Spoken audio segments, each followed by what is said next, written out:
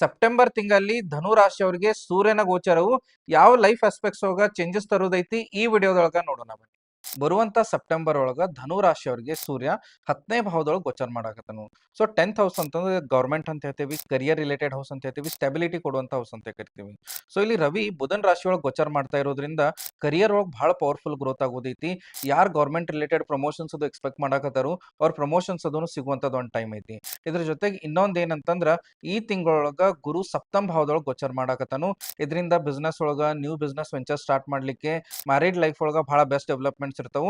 ಆದಷ್ಟು ಸಮಾಧಾನದಿಂದ ಹೋದ್ರೆ ಬಹಳ ಅಂದ್ರೆ ಬಹಳ ಚಲೋ ಇರ್ತೈತಿ. ಒಂದು ಲೈಫ್ ಇನ್ಸೈಟ್ ನ ಹೇಳ್ಕೊಡ್ತೀನಿ. ಈ ತಿಂಗಳು ಬಹಳ ಪಾಸಿಟಿವ್ ಮೈಂಡ್ ಸೆಟ್ ಇಟ್ಕೊಂಡು ಹೋಗ್ಬೇಕು. ಯಾವ್ದು ಪ್ರಾಬ್ಲಮ್ಸ್ ಬಂದ್ರು ಅದನ್ನ ಸಾಲ್ವ್ ಮಾಡುವಂತ ಕೆಪಾಸಿಟಿ ನಿಮ್ದ್ರೊಳಗೆ ಇರೋದ್ರಿಂದ ಒಟ್ಟ ಬ್ಯಾಕ್ ಸ್ಟೆಪ್ ಅನ್ನ ತಗೊಳ್ಳುವಂತ ಪ್ರಯತ್ನ ಮಾಡಕ್ ಹೋಗ್ಬೇಡ್ರಿ. ಒಂದ್ ಹೆಲ್ತ್ ಟಿಪ್ ಅನ್ನ ಹೇಳ್ಕೊಡ್ತೀನಿ. ಹೆಲ್ತ್ ಟಿಪ್ ಏನಂತಂದ್ರ ಈ ತಿಂಗಳು ಸಾಧ್ಯವಾದಷ್ಟು ನಿಮ್ದು ಏನ್ ಎಕ್ಸಿಸ್ಟಿಂಗ್ ರೂಟೀನ್ಸ್ ಅದಾವು ಅದ ರೂಟೀನ್ ಕಂಟಿನ್ಯೂ ಆಗುವಂತ ಪ್ರಯತ್ನ ಮಾಡಬೇಕು. ಇದ್ರ ಜೊತೆ ಒಂದು ಮಂತ್ರವನ್ನ ಹೇಳ್ಕೊಡ್ತೀನಿ.